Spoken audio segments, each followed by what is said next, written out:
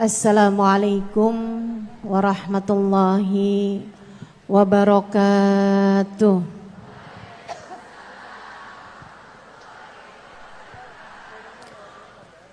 Alhamdulillah. Wassalatu wassalamu ala Rasulillah Muhammad ibn Abdillah wa ala alihi wa sahbihi wa man wala. Subhanaka la ilma lana illa ma 'allamtana innaka antal alimul hakim. Rabbi shrah li sadri wa yassir li amri wahlul 'uqdatan min lisani yafqahu qawli. Amma ba'du. Alhamdulillah, Allah sampaikan juga saya ke tempat ini. Masjidnya Allah Subhanahu wa taala, bait min buyutillah, rumahnya Allah. Mudah-mudahan kita udah disampaikan di rumah Allah di dunia. Allah sampaikan pula ke Baitullahil Haram di Mekkah. Dan Allah sampaikan pula di tempat keridhaannya surga Allah di akhirat nanti insyaallah. Amin ya rabbal alamin. Rabbi la tukhzini yawma yub'atsun yawma la yanfa' mal wala banun illa man atallaha biqalbin salim. Kata Nabi Ibrahim yang Allah tuliskan dalam Al-Quran, ya Allah, jangan kecewakan aku, jangan buat aku susah pada hari di mana Engkau membangkitkan hamba-hambamu. Nanti di akhirat saat manusia dibangkitkan, ya Allah, jangan buat saya susah, jangan buat saya kecewa. Yauma la yanfa' mal wala banun. Hari yang itu loh ya Allah, hari yang tidak bermanfaat orang bawa harta, hari yang tidak bermanfaat orang bawa anak. Yang bermanfaat hanyalah orang yang datang pada Allah biqalbin salim, dengan membawa hati yang selamat. Karenanya siapapun di antaramu yang akan menuju ke akhirat, semua dari kita menuju ke akhirat. Siapapun di antaramu yang kepengen di hari akhiratnya nanti menjadi orang yang tidak susah, menjadi orang yang tidak sedih, menjadi orang yang tidak kecewa, menjadi orang yang tidak ketakutan, menjadi orang yang berhasil. Siapa di antaramu yang kepengen di hari akhiratnya nanti berbahagia, bersukacita? Siapa yang kepengen di hari akhiratnya nanti bergembira? Pastikan saat-saat ini, saat hidupmu di dunia ini, pastikan kamu sedang menuju kepada keselamatan hati. Hatimu selamatkan. Hatimu selamatkan, teman-teman. Hatimu selamatkan.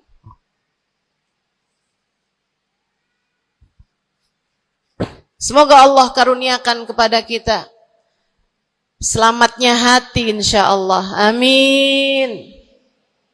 Semoga Allah menyelamatkan hati kita semua.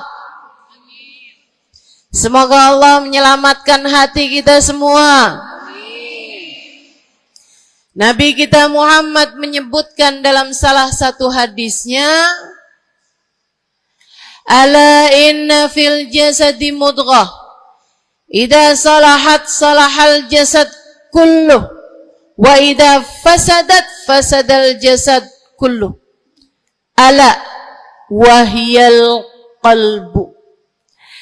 Kata Nabi, ketahuilah sungguhnya dalam diri manusia terdapat segumpal darah. Apabila ia bagus, ia selamat, ia bersih, selamatlah seluruh anggota tubuhnya. Apabila ia rusak, ia hancur, ia gelap, ia mati, maka hancur pulalah seluruh anggota tubuhnya. Ala wahiyal qalbu, ketahuilah segumpal darah tersebut bernama hati. Maka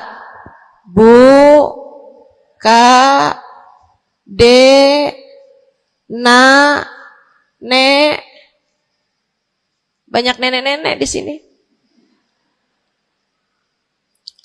Saya sampaikan padamu pesan dari hati saya yang terdalam. Berhati-hatilah dengan hati. Yang hati-hati sama hati. Apa yang ada di dalamnya? Coba silahkan. Silahkan kamu pikirkan nih kondisi hati saya ini kayak apa. Kita kalau badan lebih gampang ngerasainnya. Saya kalau ditanya, Ustazah lagi sakit? Iya. Sakit apanya Ustazah? Kaki. Saya bisa jawab. Tapi kalau kamu ditanya misalnya, gimana kabar hati kamu?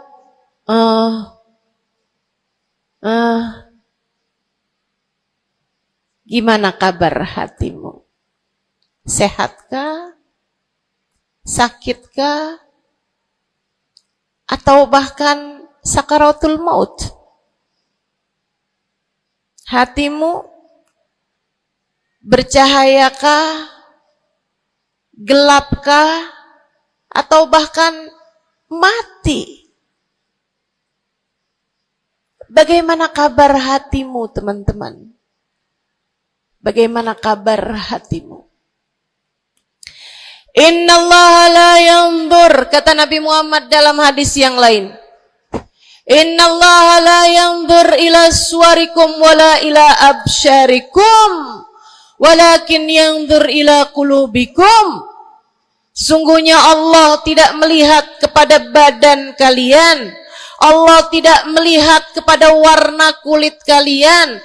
Allah nggak peduli hidung kamu mancung ataukah pesek. Allah nggak peduli kulit wajahmu mulus ataukah berjerawat. Allah nggak peduli kamu tinggi ataukah pendek. Allah nggak peduli warna kulitmu semacam apa. Yang Allah Subhanahu wa taala lihat, yang Allah Subhanahu wa taala perhatikan adalah hatimu. Adakah ia mulus? Adakah ia penuh dengan penyakit-penyakit? Yang Allah pandang darimu adalah hatimu. Nih, sekarang saat kamu duduk sama rata di tempat ini, teman-teman. Meskipun ada yang lebih tinggi, ada yang lebih rendah, tapi kita duduk nih sama-sama di tempat ini nih. Nilaimu di mata Allah bukan seberapa dekat jarak antaramu dengan saya. Nilaimu di mata Allah bahkan bukan bergantung dari jam berapa kamu datang. Ketika kamu sama rata duduk di tempat ini, yang Allah pandang darimu adalah hatimu. Sedang berada di manakah saat ini?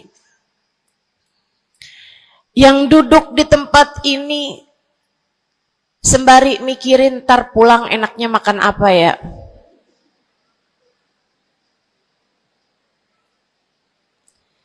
Yang duduk di tempat ini sambil mikirin, kok saya lapar ya? Iya, belum sarapan. Gara-gara buru-buru takut nggak kedapatan tempat duduk. Gara-gara buru-buru, kepengen bisa lihat mukanya Ustazah Halimah yang viral.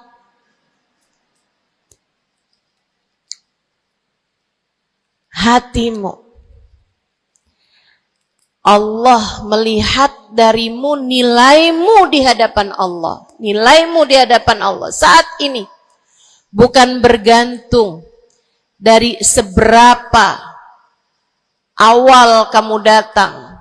Bukan bergantung pada hal-hal yang lainnya, akan tetapi yang Allah lihat darimu adalah hatimu.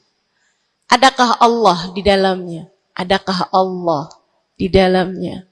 Adakah Allah di dalamnya? Pun demikian dengan kamu saat sholat, pun demikian saat kamu sedang sedekah. Semuanya masalah hati, teman-teman. Semua masalah hati. Kata guru saya Sayyidil Habib Umar bin Hafid, al-madar kullal madar fi salahil gulub. Urusan segala urusan, sumber segala macam urusan, dasar segala macam urusan ada pada bagusnya hati. Kalau udah hatinya bagus, bagus semuanya. Kalau udah hatinya busuk, busuklah semuanya. Semoga Allah selamatkan kita dari busuknya hati. Semoga Allah selamatkan kita dari busuknya hati. Amin ya rabbal alamin. Dunia, akhirat, masalah semuanya ada pada hati. Karenanya yuk kita bahas gimana sih caranya nyelamatin hati. Yang pertama, kalau kamu pengen tahu caranya nyelamatin hatimu, yang pertama,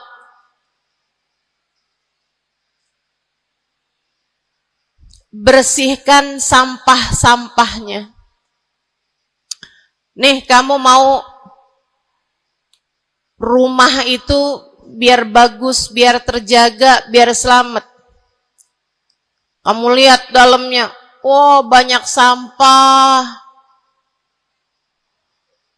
banyak noda, banyak kotoran. Dari mulai kotorannya cicak, ayam, sampai mungkin anjing, karena lama nggak ditempatin. Karena lama nggak ditempatin. Ada banyak di antara kita yang kondisi hatinya semacam itu. Sampah begitu banyak dalam hatinya. Ada banyak di antara kita umat Islam yang kondisi hatinya semacam itu. Begitu banyak sampah di dalam hatinya tersebut. Semoga Allah selamatkan semuanya. Amin. Maka hal pertama, kalau kamu kepengen punya hati yang selamat, yang nomor satu adalah bersihkan hatimu dari semua sampahnya, keluarin. Apa sampahnya hati? Dosa-dosa yang telah kamu lakukan. Idza aznabal abd nakat fi qalbihi nuqtah sauda. Kata baginda kita Nabi besar Muhammad,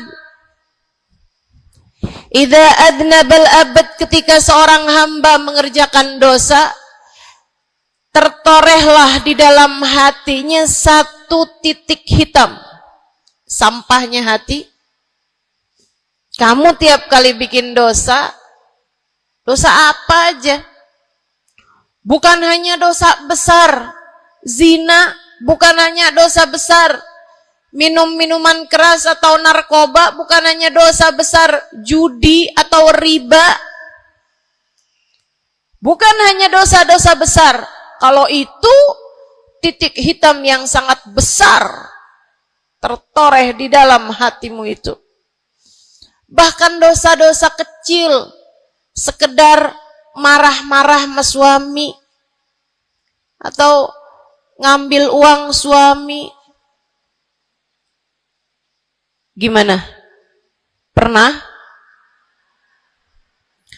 Rezeki istri solehah ustazah. Lagi mau nyuci, kelihatan, alhamdulillah. Emang haram ya ustazah? Ya haram, bukan punya kamu. Kan katanya ada hak istri dalam harta suami. Iya betul kalau dia kasih.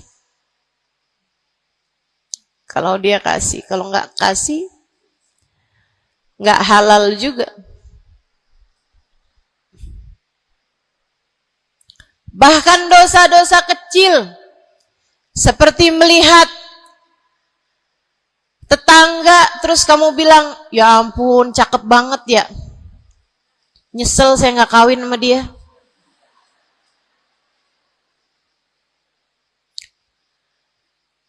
Dosa. Seperti memandang seseorang dengan pandangan menghina. Seperti membicarakan aib orang lain. Setiap kali kamu berbuat dosa, apapun bentuk dosanya, satu titik hitam tertoreh di dalam hatimu itu. Ini istighfar wa tab. Musih. Kalau dia beristighfar, kalau dia bertaubat, dihapuslah titik hitam tersebut. Wa illa, kalau enggak, ya tetap aja ada. Kamu bikin dosa lagi, bikin dosa lagi, bikin dosa lagi, bikin dosa lagi. Enggak pernah istighfar, enggak pernah memperbaiki diri. Aurat tidak kamu tutup dengan baik. Sehingga akhirnya setiap kali kamu keluar dilihat oleh laki-laki yang bukan mahrammu. Satu titik hitam, satu titik hitam, satu titik hitam. Sampai terkadang hati seseorang dipenuhi dengan titik-titik hitam. Hatinya menjadi legam. Hatinya menjadi penuh dengan titik-titik hitam. Semakin bertambah lagi, semakin bertambah lagi, jadilah karat. Jadilah karat. Kalau udah jadi karat, na'udzubillah. Ini yang Allah sebutkan di dalam Al-Quran. Kata Allah, kalla, a'udzubillahi minasyaitonirrajim, kalla, balrana ala qulubihim bima kanu yaksibun, kalla innahum an rabbihim yawma idin lamahjubun. Kalla, kata Allah, balran, ada ran, ada karat di dalam hati mereka, tersebab dosa, dosa, dosa yang menumpuk tanpa pernah dimohonkan ampunan. Kalla innahum an rabbihim yawma idzin lamahjubun. Orang kalau hidup bawa karat hasilnya apa? Orang kalau hidup bawa karatnya hati hasilnya apa ya Allah? Kalla innahum an rabbihim yawma idzin lamahjubun. Orang yang hatinya punya karat, pada hari tersebut ia akan terhalang dari Allah Tuhannya. Guru saya Sayyidil Habib Umar bin Hafid menyampaikan tafsir mengenai ayat ini. Kata Habib Umar bin Hafid, tidak mati dengan membawa iman. Orang yang hatinya penuh dengan karat, apabila datang ajal menjemput, iman terkeluar, tercerabut dari dalam hatinya, hingga ia pun mati, keluar dari atas muka bumi ini dengan tanpa membawa iman Islam. Dia keluar dari atas muka bumi ini bukan sebagai hamba Allah, bukan sebagai umat Nabi besar Muhammad, sallallahu alaihi wa ala alihi wasallam, dia meninggal dunia dalam keadaan su'ul khatimah. Na'udzubillah min dzalik. Jangan biarkan karat memenuhi hatimu. Jangan biarkan hatimu, dosa-dosa yang telah kamu lakukan menjadi berkarat dalam hatimu itu. Saya kesian sama kamu. Nggak apa-apa.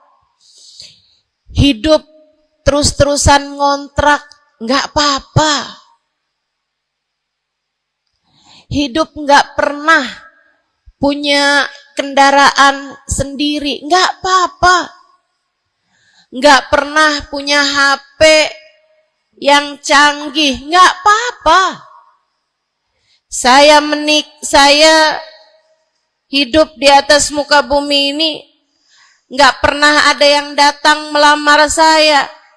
Jadinya sampai di usia di atas 30-an tahun, saya masih menjomblo, Ustazah. Nggak apa-apa.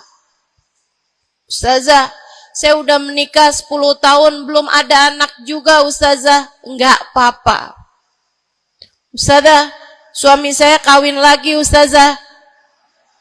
Nggak apa-apa.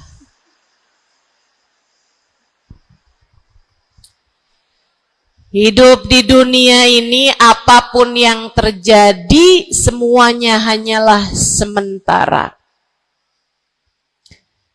Kamu hanya perlu memastikan agar tatkala datang ajal menjemput, kamu punya modal.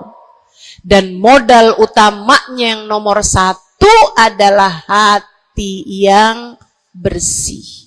Hati yang selamat. Kamu bawa pulang menghadap Allah Subhanahu wa ta'ala bigalbin salim. Kamu bawa hati yang selamat. Insya Allah. Mati nggak bawa suami nggak apa-apa. Mati nggak bawa anak nggak apa-apa. Nggak bakalan jadi pertanyaan malaikat raqib atid. Tapi mati harus dengan membawa hati yang selamat. Mudah-mudahan Allah karuniakan. Mudah-mudahan Allah karuniakan. Saudaraku sekalian yang saya muliakan, maka bersihkan sampah-sampah dalam hatimu itu. Caranya gimana nih, Ustazah? Dosa-dosa saya emang udah banyak banget. Saya di masa muda, di masa remaja, bahkan sampai udah tua juga nih, bergelimangan dengan dosa demi dosa.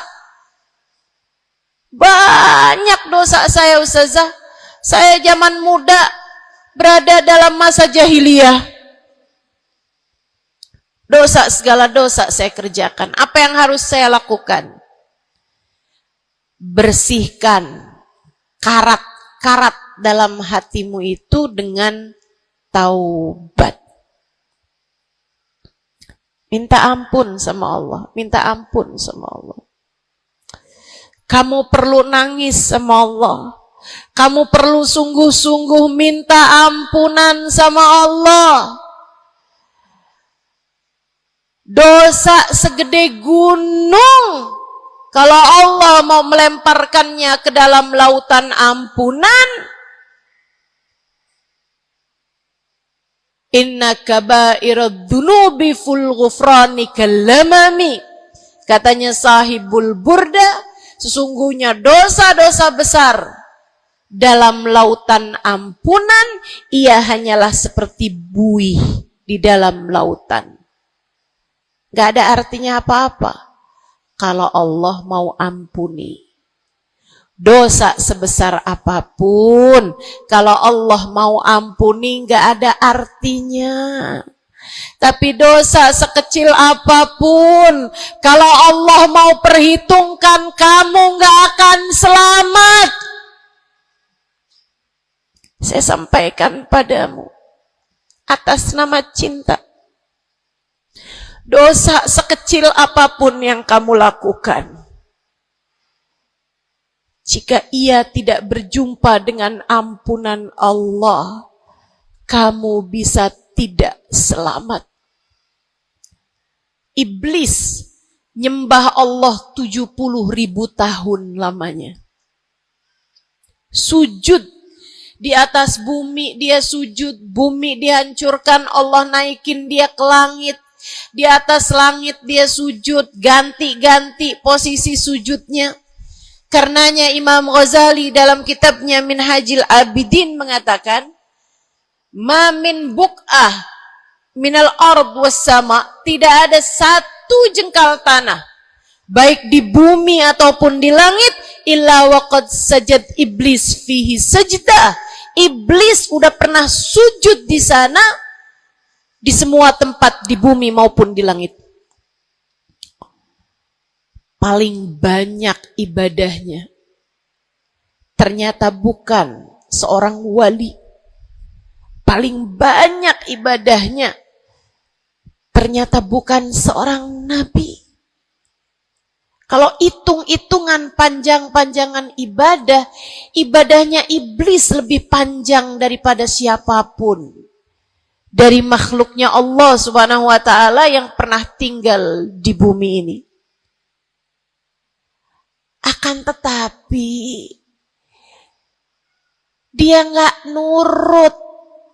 Iblis ibadah 70.000 tahun, nggak nurut sekali doang, sekali aja. Wa idh qulna lil malaikati isjudu li Adam fasajadu illa iblis.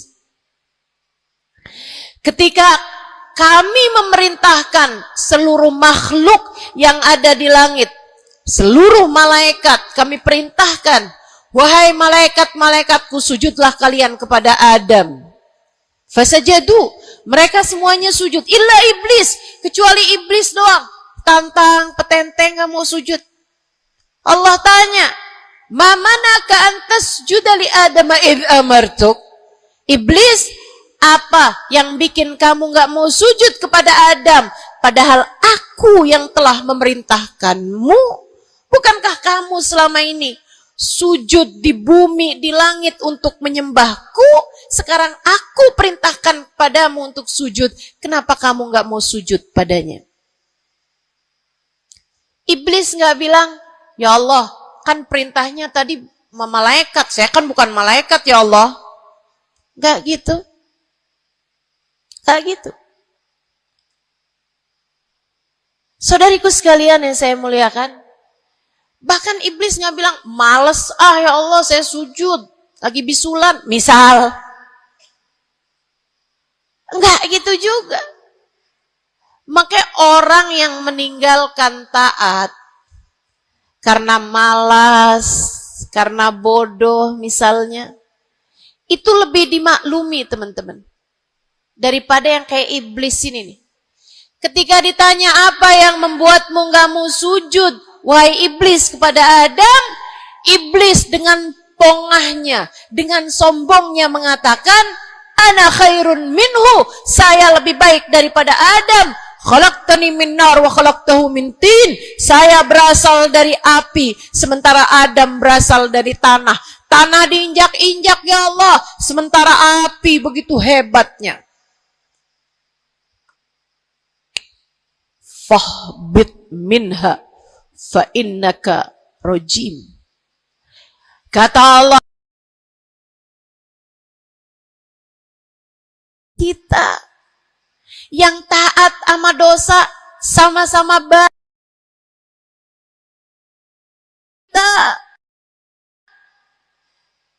Yang mungkin dosa kita lebih banyak daripada taat kita.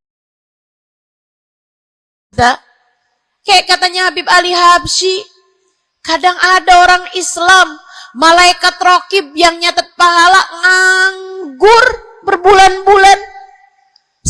malaikat atid yang nyatetin dosa, sibuk bener.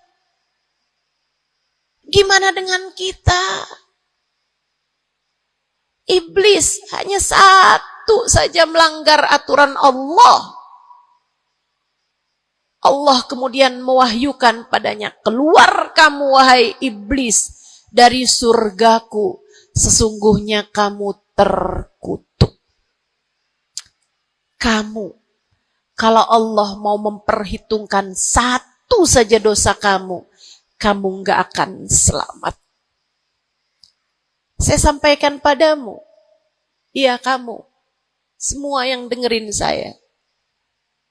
Kalau Allah mau memperhitungkan satu saja dosamu, kamu nggak akan selamat. Kamu tidak akan selamat. Tapi kan saya anaknya Fulan bin Fulan. Tapi kan saya keturunannya Fulan bin Fulan.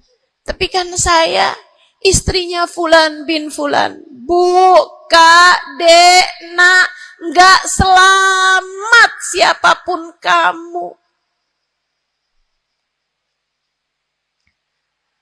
Anaknya Nabi Nuh, nabinya Allah tenggelam. Pamannya Nabi Muhammad, paman baginda kita Nabi besar Muhammad, Abu Lahab, Allah tuliskan kehancurannya, kecelakaannya, kebinasaannya di dalam Al-Quran. Mau siapa yang kamu andalkan? Tapi kan saya udah banyak bikin taat, saya tiap malam bangun tahajud. Kamu nggak nyampe seujung kukunya ibadah iblis 70.000 tahun. 70.000 tahun. Sujud pada Allah Subhanahu wa taala di tiap jengkal tanah. Nih tanah yang sekarang kita jejak ini pernah dibikin sujud sama iblis. Waktu iblis tinggal di atas muka bumi ini. Tapi semuanya nggak manfaat. Kalau Allah mau memperhitungkan satu saja dosa hambanya, ia tidak akan selamat. Sebab Allah hanya mau menerima hati yang tidak ada sampah di dalamnya. Sebab hanya berkenan menerima hati yang tidak ada noda-noda di dalamnya. Sampah hatimu bersihkan. Dosa-dosamu taubati. Mintalah ampun kepada Allah. Mintalah ampun kepada Allah. Bangunlah di waktu malam, mandilah dengan mandi taubat. Saat-saat mandimu kamu bilang dalam hatimu, ya Allah, sebagaimana air membersihkanku dari segala kotoran-kotoran di badanku, ya Allah, bersihkanlah dosa-dosaku dengan hujan ampunanmu. Kemudian sholatlah 2 rakaat, 4 rakaat, sholat taubat. Kemudian sesudahnya, mulailah kamu ingat dosa-dosamu. Mulailah kamu ingat dosa-dosamu. Dari sejak kamu balik sampai sekarang ini. Betapa ia telah menggunung. Betapa ia telah melumuri dirimu itu. Betapa ia telah menjadikan dirimu kotor. Kemudian ingatlah nikmat yang telah Allah SWT berikan, bahwa bersama dengan banyaknya dosa-dosamu, ia tak henti-henti memberikan kepadamu kenikmatan demi kenikmatan. Bahwa meski matamu berulang-ulang kau pandang yang haram dengannya, Allah masih membiarkan matamu dapat melihat. Betapa meskipun telingamu berulang-ulang kamu pakai untuk mendengarkan aib-aib orang, nyatanya sampai sekarang telingamu masih dapat mendengar. Betapa lisanmu. Berapa banyak hati tersakiti dari lisanmu itu. Mertuamu kamu sakiti. Suamimu kamu sakiti. Anakmu bahkan kamu sakiti. Bodoh banget sih jadi anak. Astagfirullah. Kamu kok bandel banget sih, mama nyesel punya anak kayak kamu. Astagfirullah.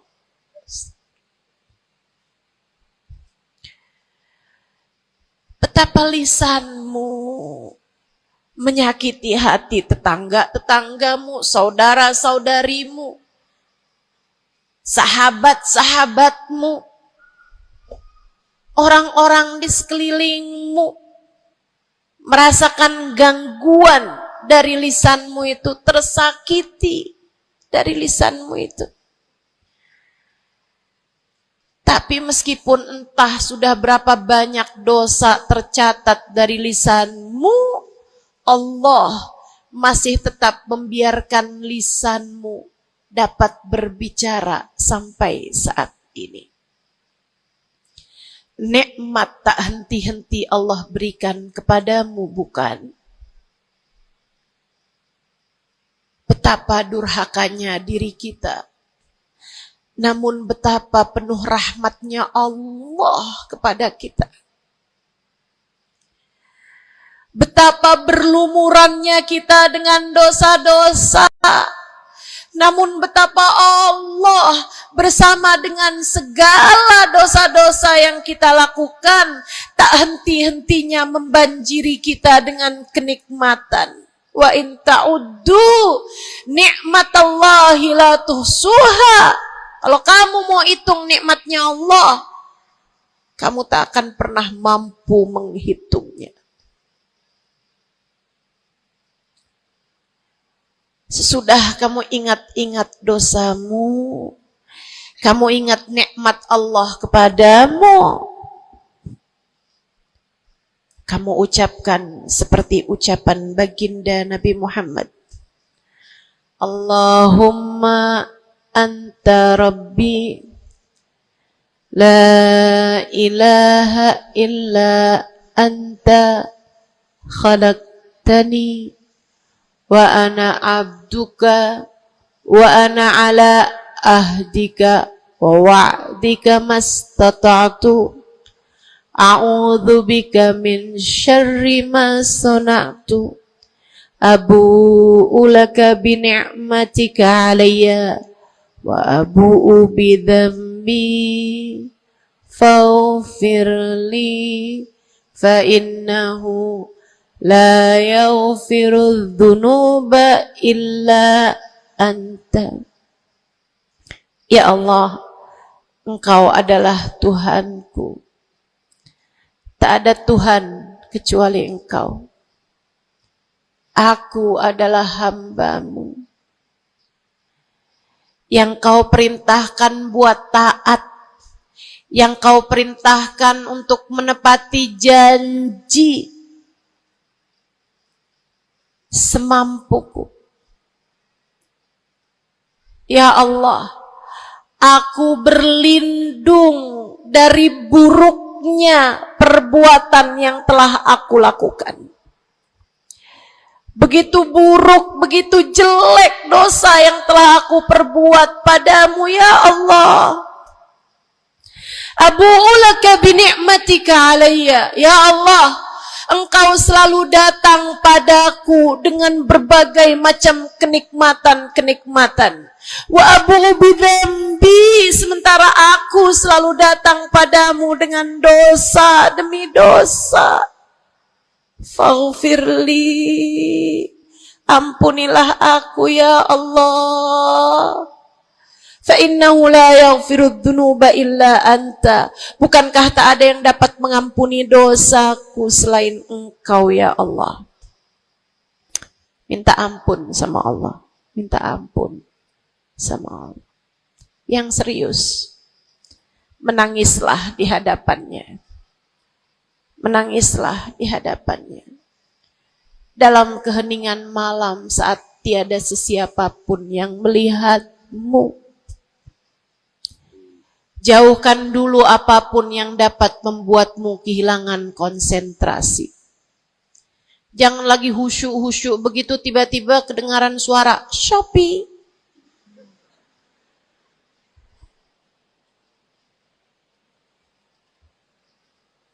Kamu langsung jadi hilang konsentrasi. Yang mana nih ya?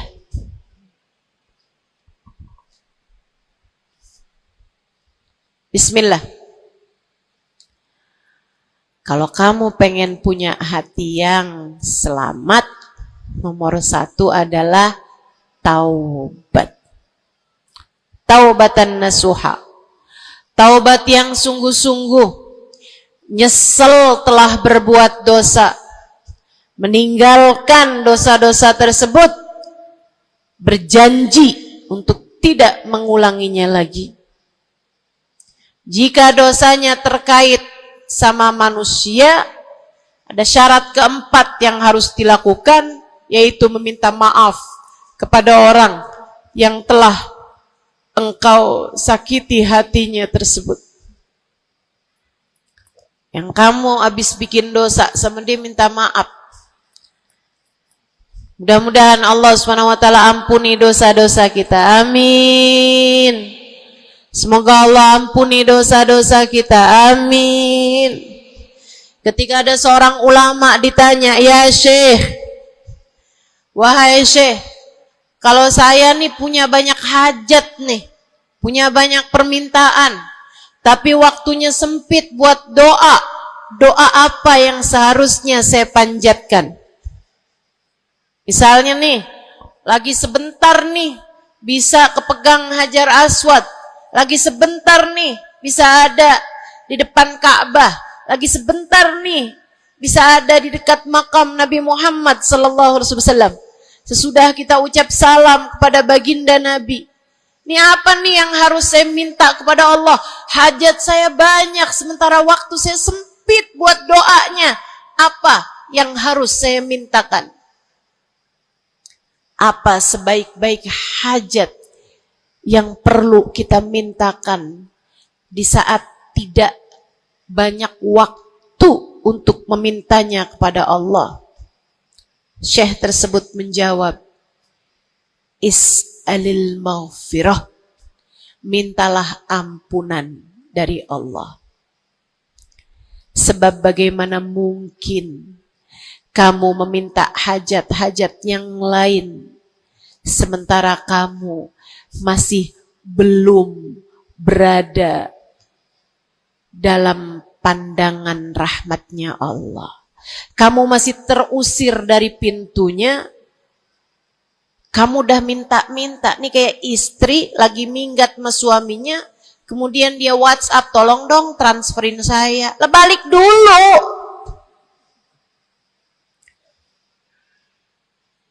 Baru minta. Tiap kita ngerjain dosa adalah tiap langkahan kita menjauh dari Allah Subhanahu wa ta'ala. Tiap kali kamu mengerjakan dosa adalah langkahan-langkahanmu menjauh dari Allah Subhanahu wa ta'ala. Karenanya mendekat dulu, masuk dulu, Allah bukain pintu dulu, baru deh silahkan minta yang lainnya. Kalau sempit waktumu, mintalah ampunan dari Allah Subhanahu wa ta'ala. Ini kan kerjaan kita nih suka salah-salah kalau doa. Giliran lagi ada hujan nih, wah doa mustajab, langsung. Ya Allah jodoh ya Allah. Yang cakep, yang ganteng, yang kaya, yang setia, yang soleh. Banyak bener. Padahal kalau ngelihat dirinya kagak ada pantes-pantesnya. Kalau kamu pengen jodoh yang soleh, solehahkan dulu dirimu itu.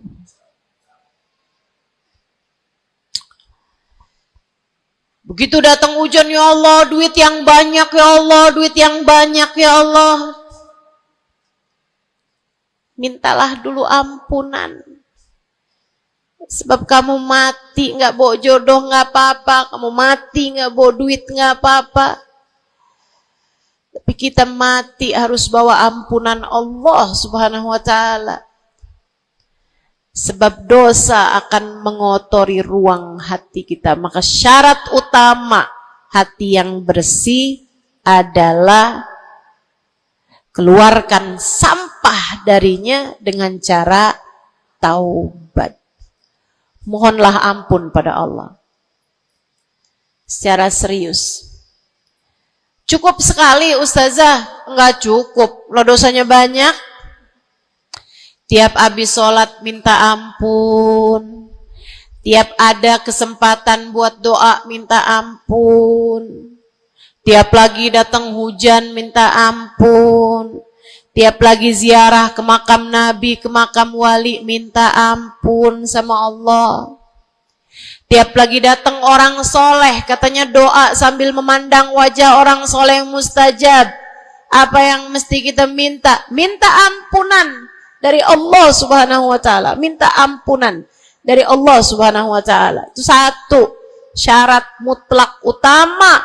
Pengen hatimu selamat, keluarkan sampah-sampahnya. Habis keluarin sampah-sampahnya, nah sekarang udah bersih. Ternyata ada penyakit-penyakitnya. Ada bagian itu yang atapnya bocor. Ada airnya yang tersumbat. Penyakitnya rumah. Bukan begitu? Saudaraku sekalian yang saya muliakan, kamu kepengen hatimu jadi hati yang selamat, sembuhkan hatimu dari berbagai macam penyakit-penyakitnya. Apa aja sih penyakit-penyakitnya hati? Banyak. Imam Ghazali menyebutkannya dalam kitab Ihya Ulumuddin. Sampai jadi satu kitab yang tebal membahas mengenai hal-hal yang buruk yang ada dalam hati manusia. Bahasan panjang, nggak akan keburu waktunya buat bahas panjang itu. Tapi saya bilang, Bu, kayak rumah. Saya pernah beli rumah. Suami saya beli rumah. Kemudian saya liatin rumahnya bagus, bersih, cakep, udah nih. Kemudian satu hari saya ajak teman saya yang ngerti urusan rumah, ahli desain interior rumah. Saya bawa masuk dalam rumah saya, dia liatin, ini bocor nih Ustazah, yang ini nih harus cepet-cepetan ditambal. Terus dia lihat ada bagian atap tuh bocor tuh Ustazah, tambal dulu Ustazah. Dibenerin dulu tuh Ustazah sebelum ditempatin. Bu, saya kirain rumah saya udah bagus. Ternyata kalau dilihat sama ahlinya baru ketahuan. Kita juga begitu semua. Kita kirain hati kita baik-baik aja. Tapi kalau kita duduk ngaji, kalau kita hadir di majelis taklim, kalau kita dengerin kajian-kajian, kita baru paham Ya Allah, ternyata hati saya ada penyakitnya di sini. Ternyata saya juga punya penyakit yang ini. Ternyata saya punya penyakit yang ini. Karena jangan berhenti belajar. Jangan berhenti mengaji. Biar kita paham penyakit-penyakit hati kita tuh di bagian mana. Sehingga kita bisa konsentrasi buat mengobatinya. Ada tuh bagian atap yang dibilangin sama temen saya nggak terlalu peduli. Saya liatin kecil aja kok. Sampai satu hari, untung aja saya nggak ada di bawah situ. Jebol atap rumah saya. Banjir rumah saya. Gara-gara atap yang berpenyakit yang tidak diberesin. Begitu pula dengan hati kita. Cari tahu apa penyakitnya. Cari tahu apa obatnya. Dengan kamu duduk mengaji. Ini bukan urusan sejam, 2 jam dipelajari. Kemudian semuanya benar. Ini adalah PR seumur hidup kita. Buat sehatin hati kita. Buat bagusin hati kita. Buat bersihin hati kita. Penyakit hati paling berbahaya namanya kesombongan. Dan Bu, Kak, Dek, Nak, siapa di antara kita yang selamat darinya? Apa itu sombong, wahai Rasulullah? Kata seorang sahabat. Sebab saya senang pakai baju bagus. Saya Rasulullah senang makan enak, senang pakai baju bagus. Saya sombong kalau gitu, wahai Rasul. Enggak, bukan itu yang namanya sombong. Kamu punya baju bagus, pakai. Jangan punya baju bagus. Saya kalau pakai ini kelihatannya sombong. Ya udah saya pakai yang rombeng-rombeng aja. Punya baju bagus tapi daster udah robek, itu aja yang dipakai. Tanya sama suaminya, kok kamu pakai baju yang ini sih, ini kan robek nih. Enak, adem. Adem yang lihat, adem yang make, gerah yang lihat. Bukan itu yang namanya kesombongan. Saya punya uang, saya bisa beli mobil yang bagus, tapi saya nggak mau beli, saya takut sombong. Bukan itu yang namanya kesombongan. Saya punya uang, bisa bangun rumah buat tamu-tamu. Ulama-ulama kalau datang bisa tinggal di rumah saya. Tapi saya nggak mau kayak gitu, ntar saya sombong. Bukan itu yang namanya kesombongan. Sombong, kata Nabi Muhammad, batarul haq wa ghamtun nas. Sombong adalah menolak kebenaran dan menghina orang lain, merasa diri lebih baik daripada orang lain. Itu yang namanya sombong. Merasa diri lebih baik dari orang lain. Merasa diri lebih baik dari orang lain. Sering banget ini kan kita kan. Betul? Dulu-dulu belum pakai jilbab.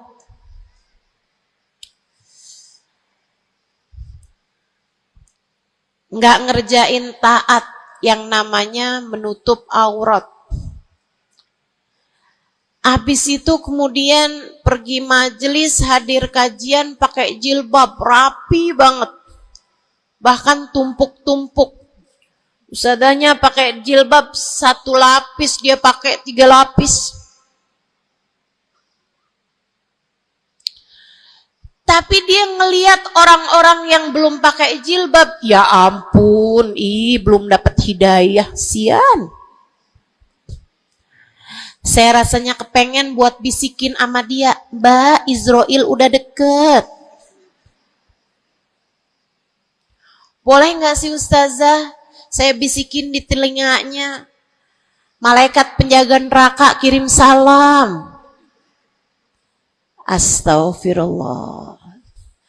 Dulu kamu berbuat dosa dengan membuka auratmu, kini kamu berbuat dosa dengan dosa kesombongan. Itu namanya bukan taubat. Itu namanya bukan hijrah. Itu namanya pindah dosa. Dari satu dosa membuka aurat menjadi dosa kesombongan, dan bisa jadi di hadapan Allah dosa kesombongan lebih besar nilainya daripada dosa membuka aurat. Bisa jadi. Bisa jadi. Para ulama mengatakan, rubba maksiatin aurathat dhullah ahabbu ilallah min ta'atin aurathat kibra. Terkadang kemaksiatan yang melahirkan rasa rendah diri di hadapan Allah lebih Allah sukai daripada ketaatan yang melahirkan kesombongan. Hati-hati. Hati-hati sama hati. Jangan biarkan kesombongan merusak hidupmu. Jangan. Ada banyak para istri yang merasa dirinya lebih mulia daripada suaminya. Banyak. Hati-hati, hati-hati.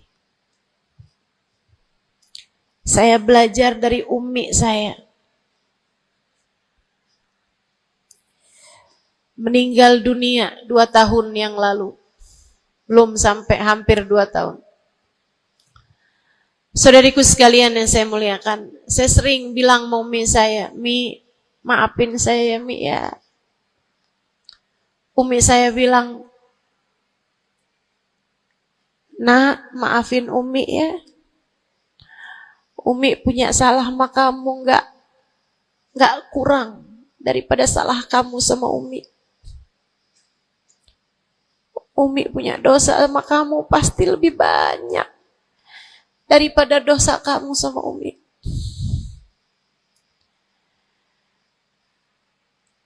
Itu rasa yang jarang dimiliki para ibu. Seringnya ibu tuh merasa selalu lebih baik daripada anaknya. Seringnya ibu tuh merasa dia nggak punya salah, dia nggak punya dosa. Yang punya dosa banyak tuh anaknya kepada dirinya, bukan begitu? Ayo minta maaf dulu sama ibu. Ayo minta maaf dulu. Kan seringnya bilang gitu sama anak-anak kita. Kamu tuh nak, ibu ini adalah ibumu, surgamu berada di bawah telapak kakiku.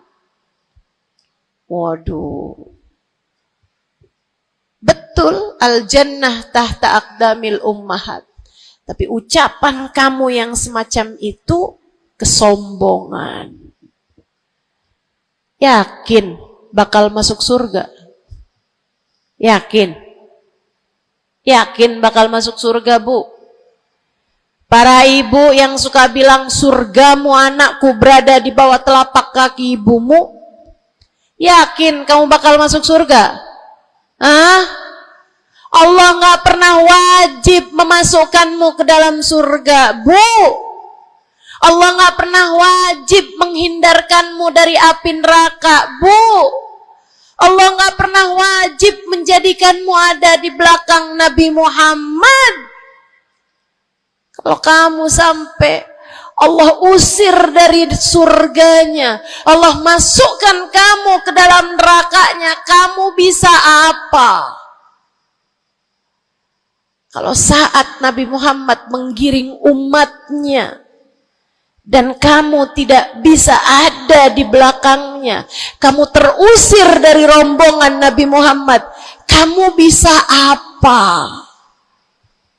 Kamu bisa apa?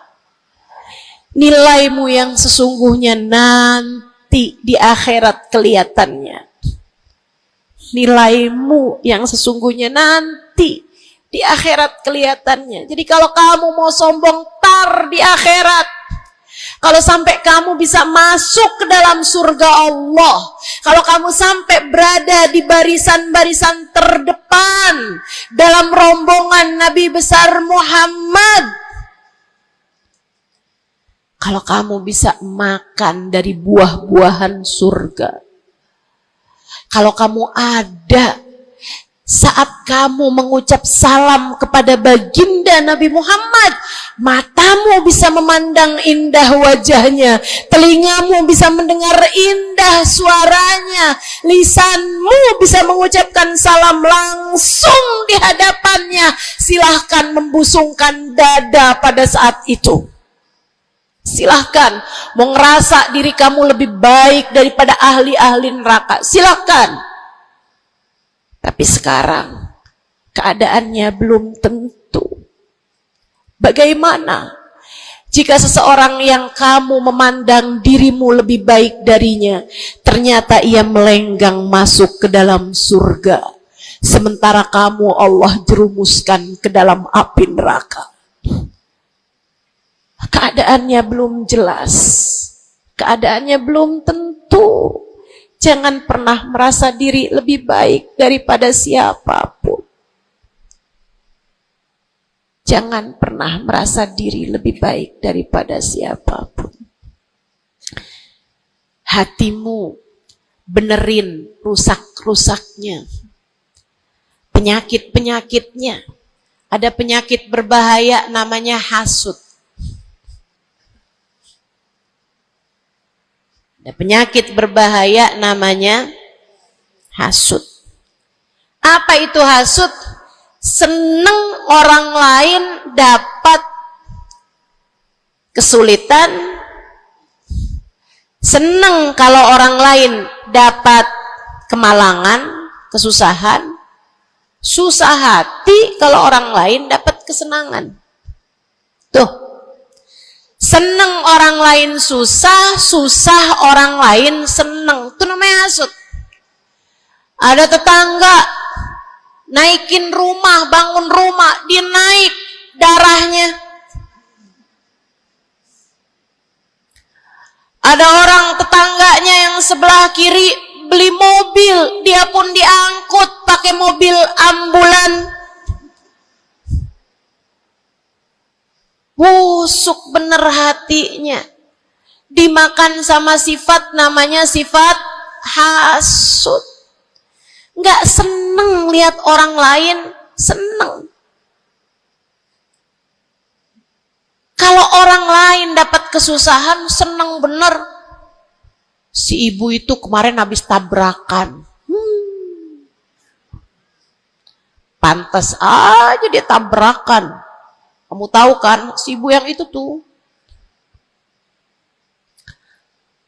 suka ngerebut laki orang. Ngerebut suami orang jelek, teman-teman, jelek. Jelek.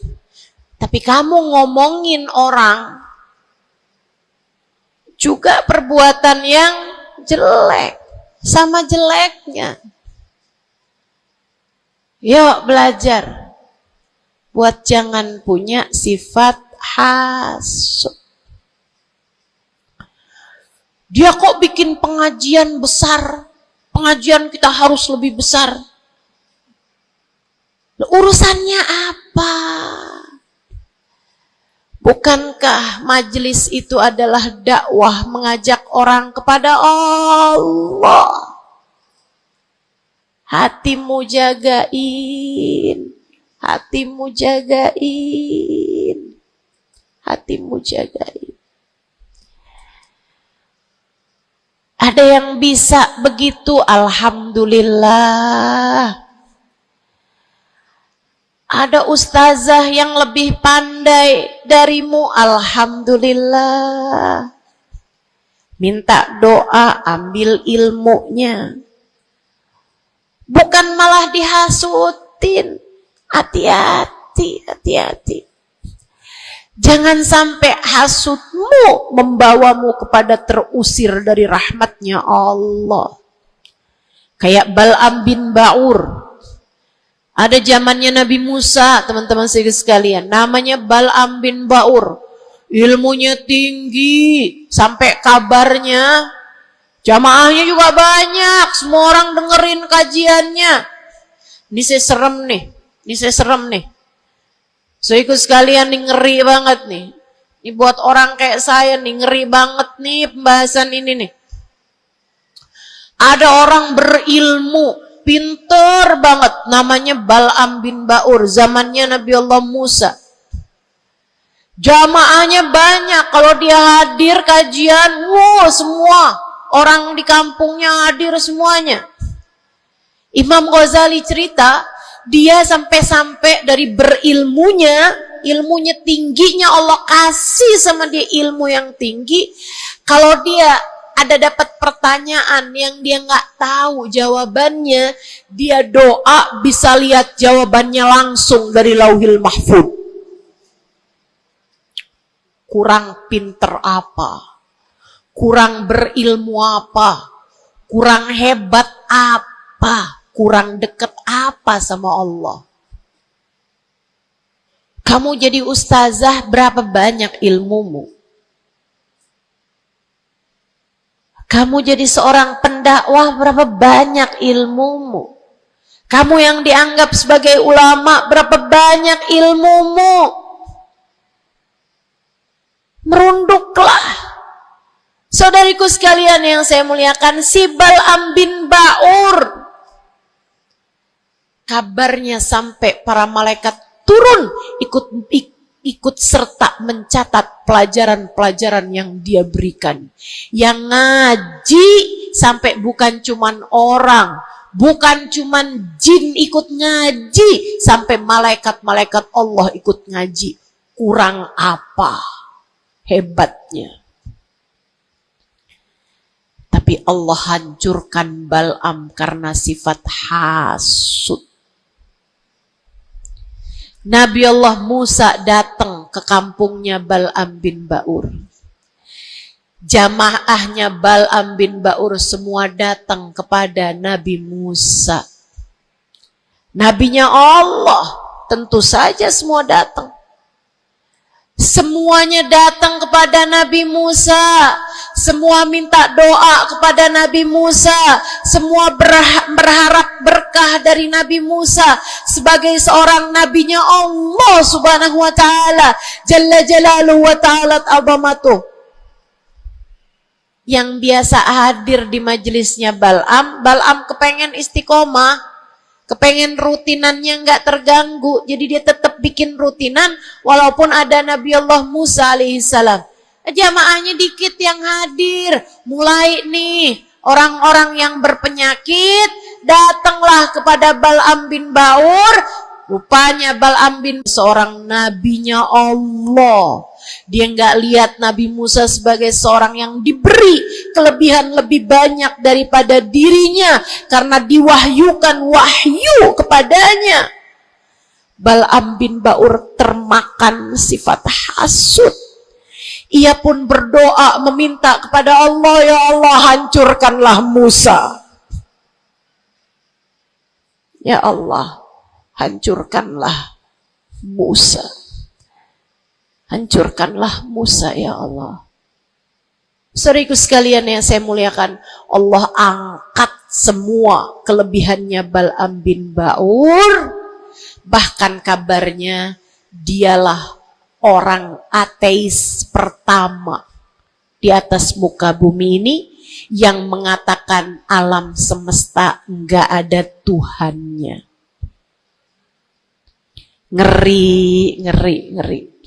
Allah cabut bahkan iman dari dalam hatinya Bal'am bin Ba'ur. Iman Allah cabut. Dari yang asalnya berilmu kayak begitu, Allah sampai cabut imannya, teman-teman saudaraku sekalian. Allah pun ceritakan tentang Bal'am bin Ba'ur dalam Al-Quran.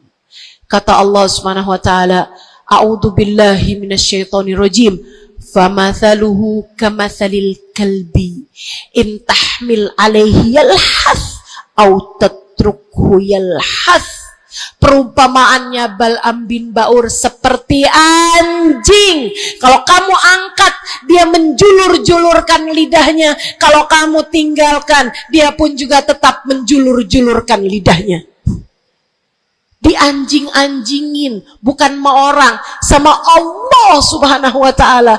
Lihat betapa Allah subhanahu wa ta'ala kalau murka sama seseorang nggak tanggung-tanggung. Siapapun kamu, kalau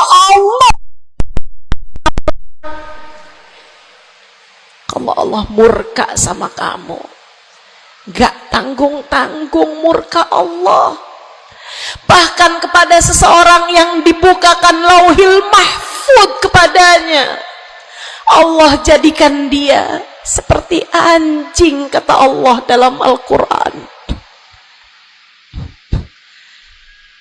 Jangan berani-berani punya sifat hasud. Ingat, kalau ada orang diberi kelebihan lebih daripada kamu, ingat, yang ngasih kelebihan itu satu, namanya.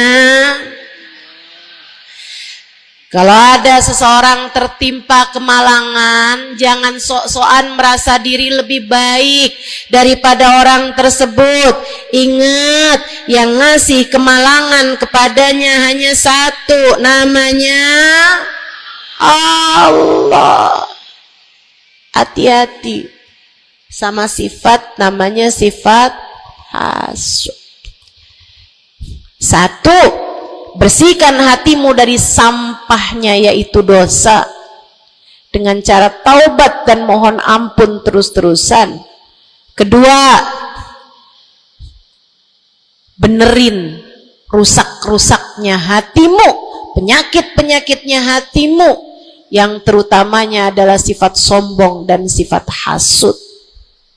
Hatimu belajar untuk tidak membenci siapapun.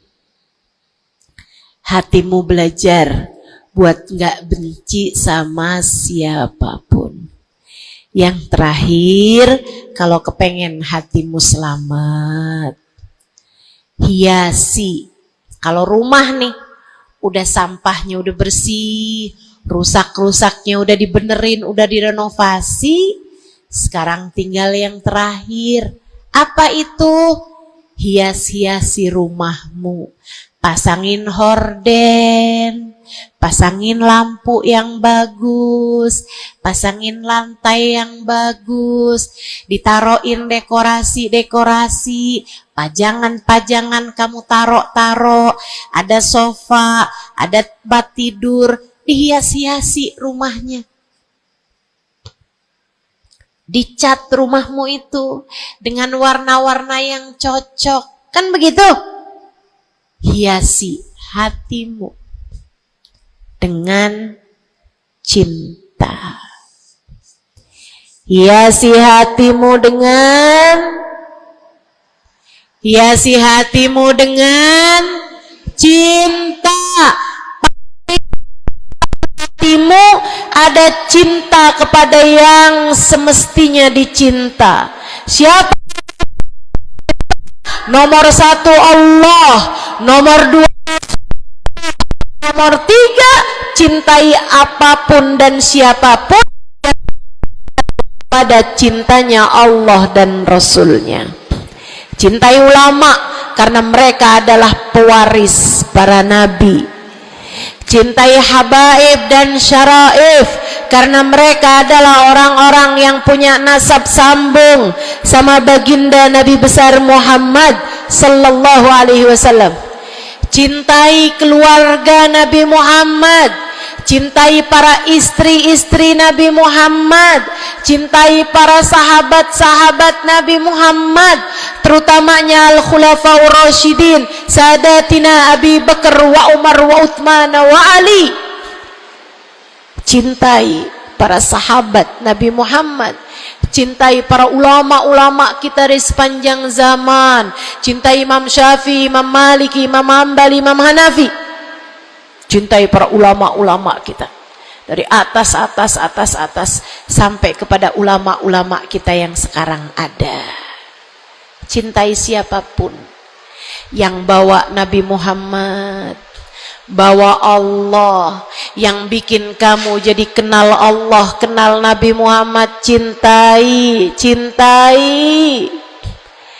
Pada cinta mereka terdapat cintanya Allah. Cintai anak-anak yatim sebab mereka dicintai sama Nabi Muhammad. Cintai orang-orang fakir karena mereka dicintai sama Nabi Muhammad.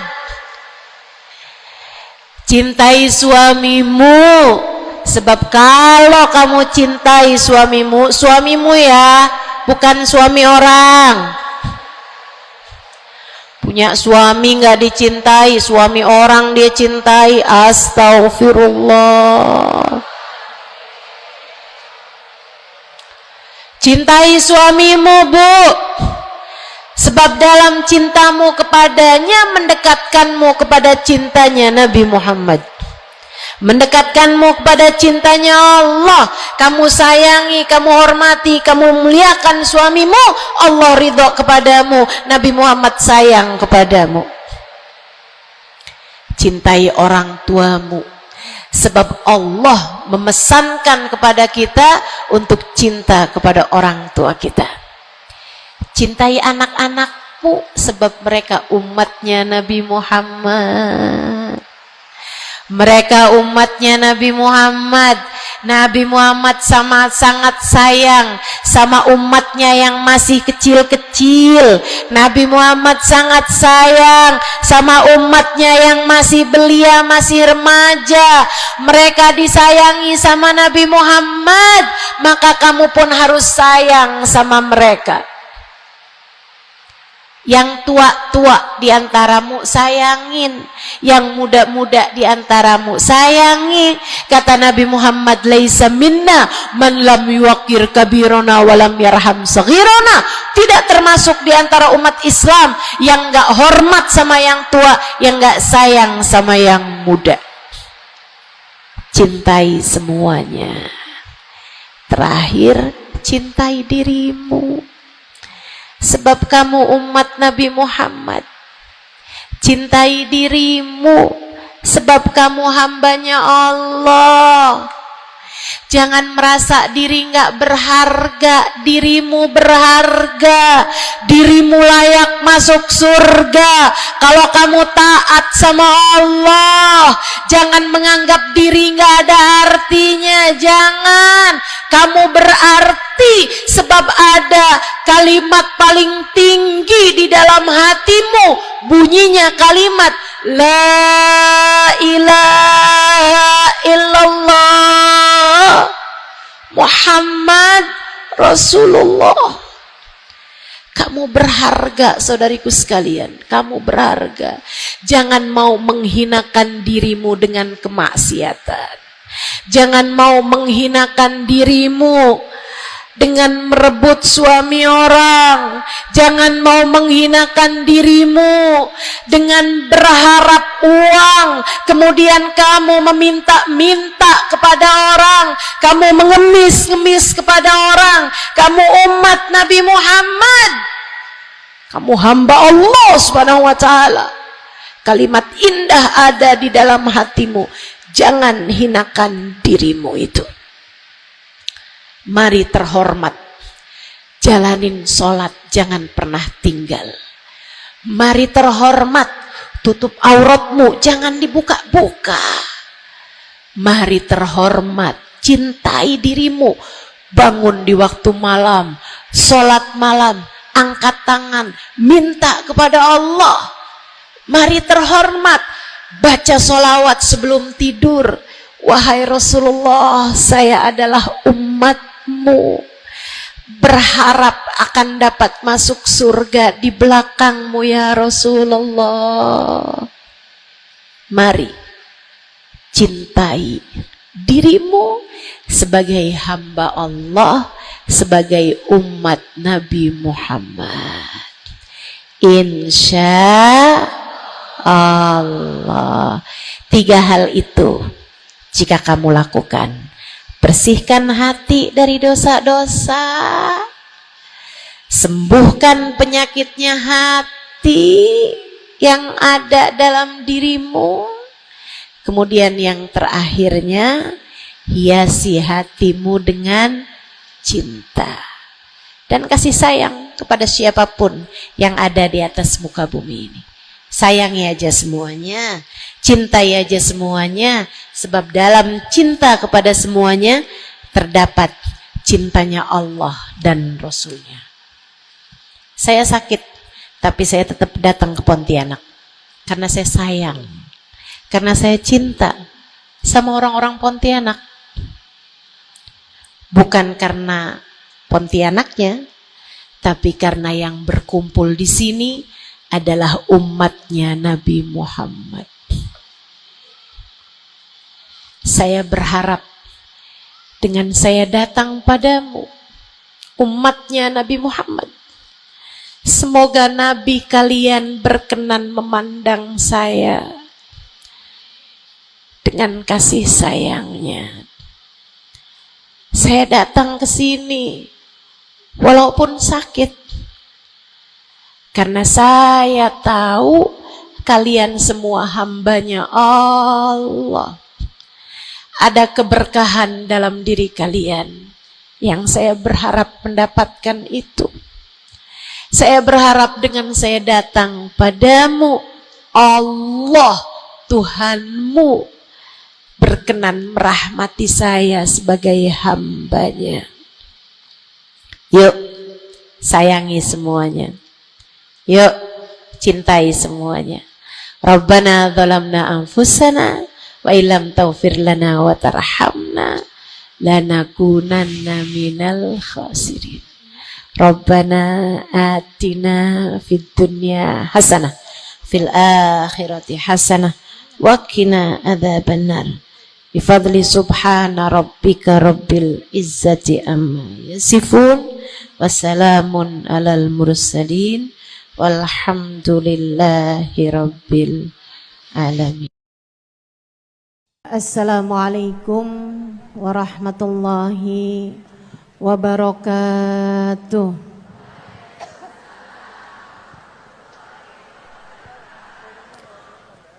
Alhamdulillah, wassalatu wassalamu ala Rasulillah Muhammad ibn Abdillah wa ala alihi wa sahbihi wa man wala. Subhanaka la ilma lana illa ma 'allamtana innaka antal alimul hakim. Rabbi shrah li sadri wa yassir li amri wahlul 'uqdatan min lisani yafqahu qawli. Amma ba'du. Alhamdulillah, Allah sampaikan juga saya ke tempat ini. Masjidnya Allah Subhanahu wa taala, bait min buyutillah, rumahnya Allah. Mudah-mudahan kita udah disampaikan di rumah Allah di dunia. Allah sampaikan pula ke Baitullahil Haram di Mekkah, dan Allah sampaikan pula di tempat keridhaannya surga Allah di akhirat nanti insyaallah. Amin ya rabbal alamin. Rabbi la tukhzini yawma yub'atsun yawma la yanfa' mal wala banun illa man atallaha biqalbin salim. Kata Nabi Ibrahim yang Allah tuliskan dalam Al-Quran, ya Allah, jangan kecewakan aku, jangan buat aku susah pada hari di mana engkau membangkitkan hamba-hambamu. Nanti di akhirat saat manusia dibangkitkan, ya Allah, jangan buat saya susah, jangan buat saya kecewa. Yauma la yanfa' mal wala banun. Hari yang itu loh ya Allah, hari yang tidak bermanfaat orang bawa harta, hari yang tidak bermanfaat orang bawa anak. Yang bermanfaat hanyalah orang yang datang pada Allah biqalbin salim, dengan membawa hati yang selamat. Karenanya siapapun di antaramu yang akan menuju ke akhirat, semua dari kita menuju ke akhirat. Siapapun di antaramu yang kepengen di hari akhiratnya nanti menjadi orang yang tidak susah, menjadi orang yang tidak sedih, menjadi orang yang tidak kecewa, menjadi orang yang tidak ketakutan, menjadi orang yang berhasil. Siapa di antaramu yang kepengen di hari akhiratnya nanti berbahagia, bersukacita? Siapa yang kepengen di hari akhiratnya nanti bergembira? Pastikan saat-saat ini, saat hidupmu di dunia ini, pastikan kamu sedang menuju kepada keselamatan hati. Hatimu selamatkan. Hatimu selamatkan, teman-teman. Hatimu selamatkan.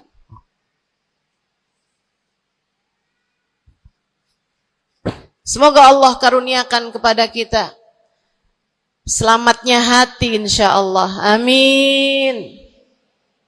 Semoga Allah menyelamatkan hati kita semua. Semoga Allah menyelamatkan hati kita semua.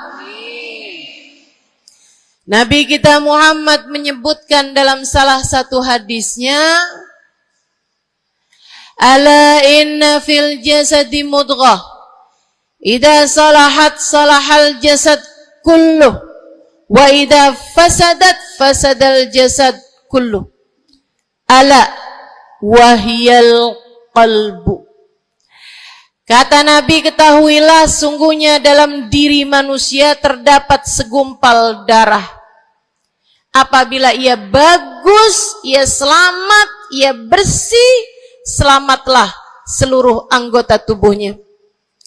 Apabila ia rusak, ia hancur, ia gelap, ia mati, maka hancur pulalah seluruh anggota tubuhnya. Ala wahiyal qalbu, ketahuilah segumpal darah tersebut bernama hati. Maka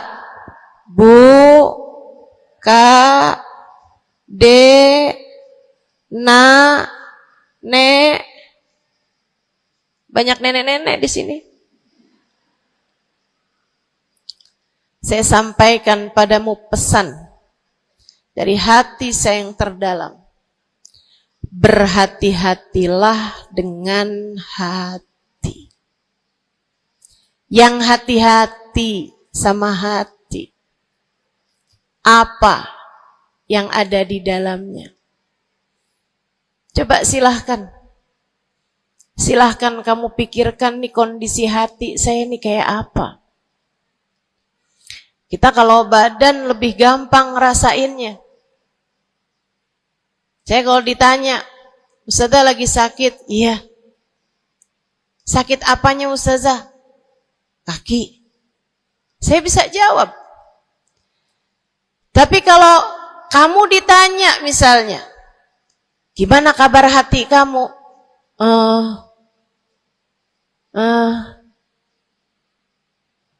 Gimana kabar hatimu? Sehatkah? Sakitkah? Atau bahkan sakaratul maut? Hatimu bercahayakah? Gelapkah? Atau bahkan mati?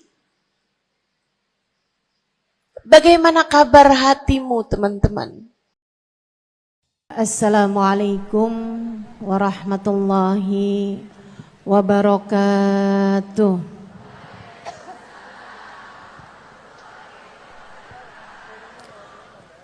Alhamdulillah. Wassalatu wassalamu ala Rasulillah Muhammad ibn Abdillah wa ala alihi wa sahbihi wa man wala. Subhanaka la ilma lana illa ma 'allamtana innaka antal alimul hakim. Rabbi shrah li sadri wa yassir li amri wahlul 'uqdatan min lisani yafqahu qawli, amma ba'du. Alhamdulillah, Allah sampaikan juga saya ke tempat ini. Masjidnya Allah Subhanahu wa taala, bait min buyutillah, rumahnya Allah. Mudah-mudahan kita udah disampaikan di rumah Allah di dunia. Allah sampaikan pula ke Baitullahil Haram di Mekkah, dan Allah sampaikan pula di tempat keridhaannya surga Allah di akhirat nanti insyaallah. Amin ya rabbal alamin. Rabbi la tukhzini yawma yub'atsun yawma la yanfa' mal wala banun illa man atallaha biqalbin salim. Kata Nabi Ibrahim yang Allah tuliskan dalam Al-Quran, ya Allah, jangan kecewakan aku, jangan buat aku susah pada hari di mana Engkau membangkitkan hamba-hambamu. Nanti di akhirat saat manusia dibangkitkan, ya Allah, jangan buat saya susah, jangan buat saya kecewa. Yauma la yanfa' mal wala banun. Hari yang itu loh ya Allah, hari yang tidak bermanfaat orang bawa harta, hari yang tidak bermanfaat orang bawa anak. Yang bermanfaat hanyalah orang yang datang pada Allah biqalbin salim, dengan membawa hati yang selamat. Karenanya siapapun di antaramu yang akan menuju ke akhirat, semua dari kita menuju ke akhirat. Siapapun di antaramu yang kepengen di hari akhiratnya nanti menjadi orang yang tidak susah, menjadi orang yang tidak sedih, menjadi orang yang tidak kecewa, menjadi orang yang tidak ketakutan, menjadi orang yang berhasil. Siapa di antaramu yang kepengen di hari akhiratnya nanti berbahagia, bersukacita? Siapa yang kepengen di hari akhiratnya nanti bergembira? Pastikan saat-saat ini, saat hidupmu di dunia ini, pastikan kamu sedang menuju kepada keselamatan hati. Hatimu selamatkan. Hatimu selamatkan, teman-teman. Hatimu selamatkan.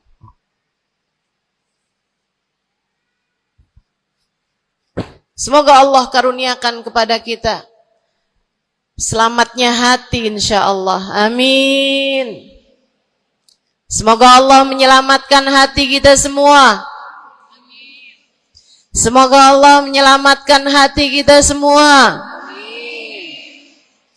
Nabi kita Muhammad menyebutkan dalam salah satu hadisnya, ala inna fil jasadi mudghah, idza salahat salahal jasad kulluh, wa idza fasadat fasadal jasad kulluh, ala wahiyal qalbu. Kata Nabi, ketahuilah sungguhnya dalam diri manusia terdapat segumpal darah. Apabila ia bagus, ia selamat, ia bersih, selamatlah seluruh anggota tubuhnya. Apabila ia rusak, ia hancur, ia gelap, ia mati, maka hancur pulalah seluruh anggota tubuhnya. Ala wahiyal qalbu, ketahuilah segumpal darah tersebut bernama hati.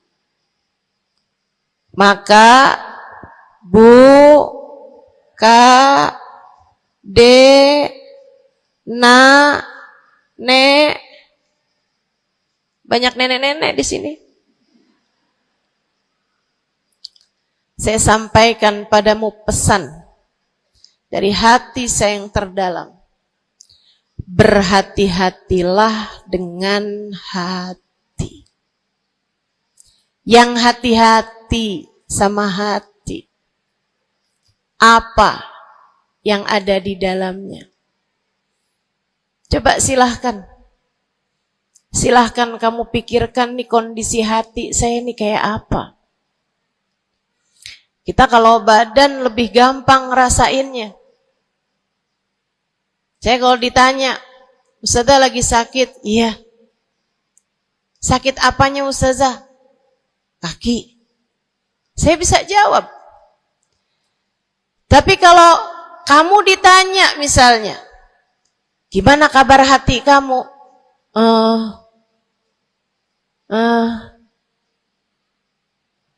Gimana kabar hatimu? Sehatkah? Sakitkah? Atau bahkan sakaratul maut? Hatimu bercahayakah? Gelapkah? Atau bahkan mati? Bagaimana kabar hatimu, teman-teman? Bagaimana kabar hatimu? Innallaha la yanzur, kata Nabi Muhammad dalam hadis yang lain. Innallaha la yanzur ila suwarikum wala ila absyarikum, walakin yanzur ila qulubikum. Sungguhnya Allah tidak melihat kepada badan kalian. Allah tidak melihat kepada warna kulit kalian. Allah nggak peduli hidung kamu mancung ataukah pesek. Allah nggak peduli kulit wajahmu mulus ataukah berjerawat. Allah nggak peduli kamu tinggi ataukah pendek. Allah nggak peduli warna kulitmu semacam apa. Yang Allah Subhanahu wa taala lihat, yang Allah Subhanahu wa taala perhatikan adalah hatimu. Adakah ia mulus? Adakah ia penuh dengan penyakit-penyakit? Yang Allah pandang darimu adalah hatimu. Nih, sekarang saat kamu duduk sama rata di tempat ini, teman-teman.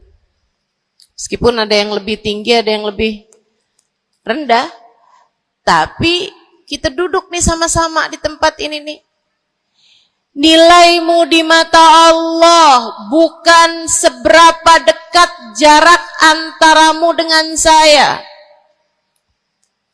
Nilaimu di mata Allah bahkan bukan bergantung dari jam berapa kamu datang. Ketika kamu sama rata duduk di tempat ini, yang Allah pandang darimu adalah hatimu. Sedang berada di manakah saat ini? Yang duduk di tempat ini sembari mikirin ntar pulang enaknya makan apa ya?